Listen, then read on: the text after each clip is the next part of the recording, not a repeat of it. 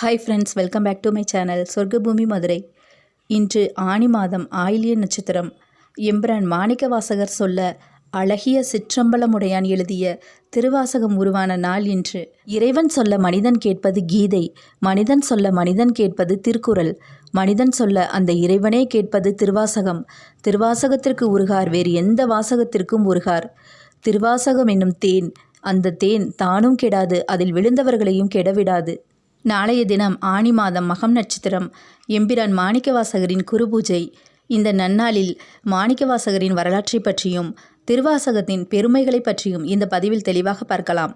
இதுவரைக்கும் நம்ம சேனலை சப்ஸ்கிரைப் பண்ணாமல் பார்த்துட்டு இருக்கோங்க, ப்ளீஸ் சப்ஸ்கிரைப் பண்ணிவிட்டு பாருங்கள். அப்படியே பக்கத்தில் இருக்கிற பெல்லைக்கானையும் ப்ரெஸ் பண்ணிவிட்டு ஆல்ற ஆப்ஷனை கிளிக் பண்ணி வச்சுக்கோங்க. சைவ சமய குரவர்கள் நால்வரில் திருநாவுக்கரசருக்கு சூளை கொடுத்தார், திருஞான சம்பந்தருக்கு ஞான பாலை கொடுத்தார், சுந்தரருக்கு காலை கொடுத்தார், மாணிக்க வாசகருக்கு ஓலை கொடுத்தார் என்று அழகாக சொல்வார் வாரியார் சுவாமிகள். இந்த நால்வரிலும் தலைசிறந்த பெருமை மாணிக்க வாசகருக்குத்தான். மற்ற மூவருக்காகவும் சிவபெருமான் பல திருவிளையாடல்களை நிகழ்த்தியிருந்தாலும் கூட மாணிக்க வாசகருக்காக மட்டுமே பாண்டிய மன்னனின் கைப்பிரம்பால் தானே பிரம்படிப்பட்டார். எல்லாவற்றையும் விட மாணிக்க வாசகரின் திருவாசகத்தை தம்முடைய திரு கைகளாலே எழுதினார் என்றால் மாணிக்க வாசகரின் பெருமை எவ்வளவு உயர்ந்ததாக இருக்க வேண்டும். இப்போது மாணிக்க வாசகரின் வாழ்க்கை வரலாற்றை பற்றி பார்க்கலாம். மாணிக்க வாசகர் சைவ சமய குரவர்கள் நால்வரில் ஒருவர். சிவனடியார்கள் பலர் இருந்தாலும் சிவபெருமானுக்கு மிக நெருக்கமானவர்களுள் முக்கியமானவர் இவர். இவர் பாண்டியவள நாட்டின் வைகை ஆற்றங்கரையில் உள்ள திருவாதவூர் என்னும் ஊரில் சம்புபாத சரிதருக்கும் சிவஞானவதிக்கும் மகனாக பிறந்தார்.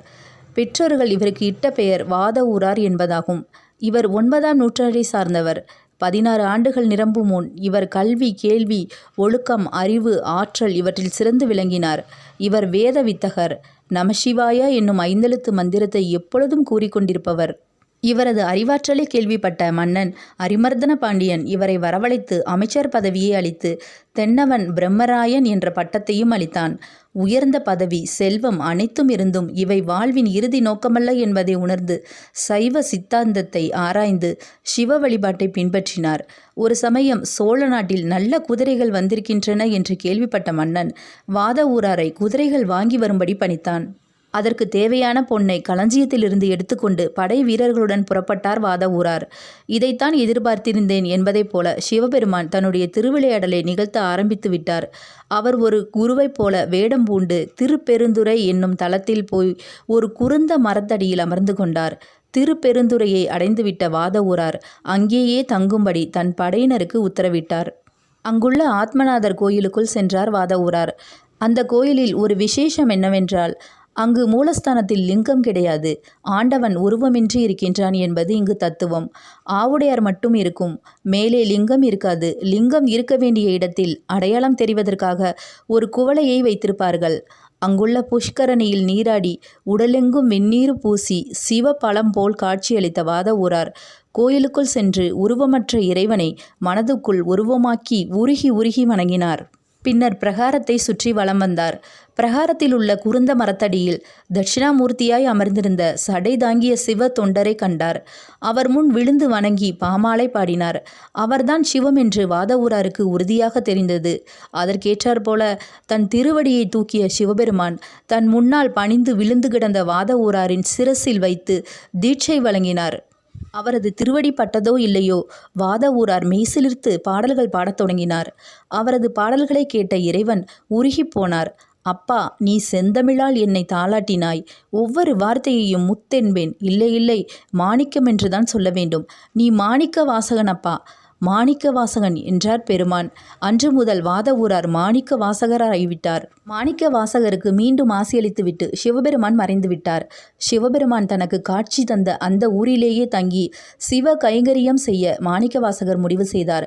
படையினரை அழைத்தார். குதிரை வாங்குவதற்கான ஏற்பாடுகளை நான் செய்துவிட்டேன். குதிரைகளுடன் நான் ஆடி மாதம் மதுரைக்கு வருவதாக மன்னரிடம் போய் சொல்லுங்கள். நீங்கள் எல்லோரும் இப்போது ஊருக்கு கிளம்பலாம் என்றார்.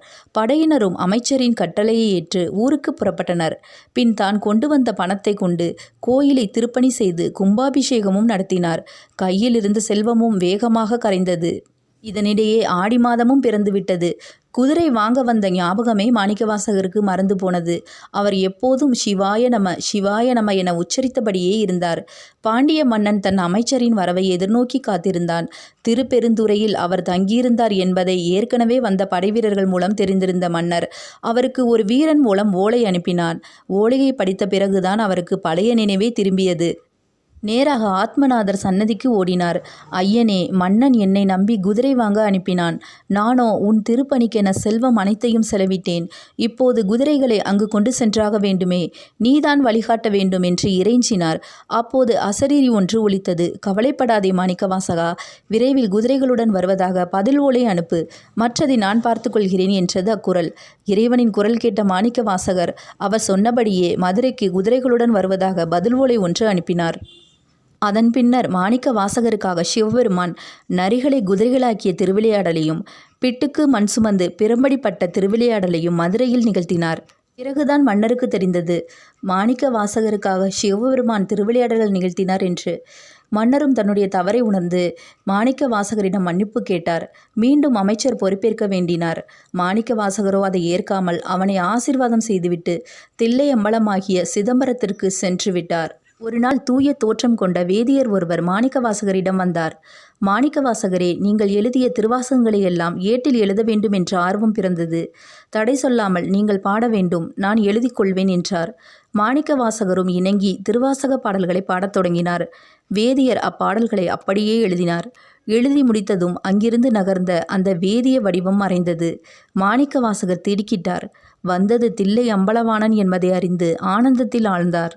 அம்பலவாணரோ தாம் எழுதிய மாணிக்கவாசகரின் பாடல்கள் அடங்கிய ஓலைச்சுவடிகளை சிற்றம்பலத்தின் பொற்பாதங்களில் வைத்து அருளினார். மறுநாள் பொழுது புலரும் வேளையில் தில்லைவாழ் அந்தணர்கள் அந்த திருவாசக சுவடிகளை கண்டார்கள். அதில் மாணிக்க வாசகன் சொல்ல பொன்னம்பலவன் எழுதியது என்னும் இறைவனின் கையெழுத்தையும் கண்டு வியந்தார்கள். பாடல்களை ஓதினார்கள்.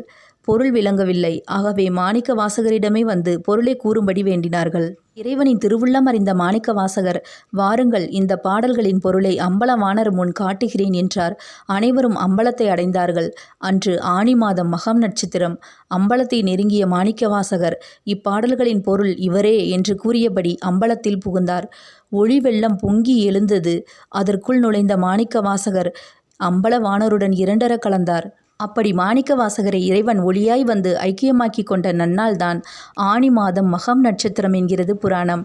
அதனால்தான் வருடந்தோறும் ஆனி மாதம் மகம் நட்சத்திர நாளன்று மாணிக்க வாசகரின் குருபூஜை நன்னாளாக கொண்டாடப்படுகின்றது. அப்படிப்பட்ட உன்னதமான திருவாசகத்தையும் சிவபுராணத்தையும் இந்த நன்னாளில் வாசித்து சிவபெருமானின் அருளுக்கு பாத்திரமாவோம். திருவாசகத்தை படிப்பதால் 21 தலைமுறைக்கு நரகமில்லை என்று சொல்லப்பட்டுள்ளது. நாமும் இறைவனை சிக்கன பிடித்துக் கொள்வோம். குருவருளும் திருவருளும் எப்போதும் நம்மோடு இருக்கும். ஓம் நம சிவாய.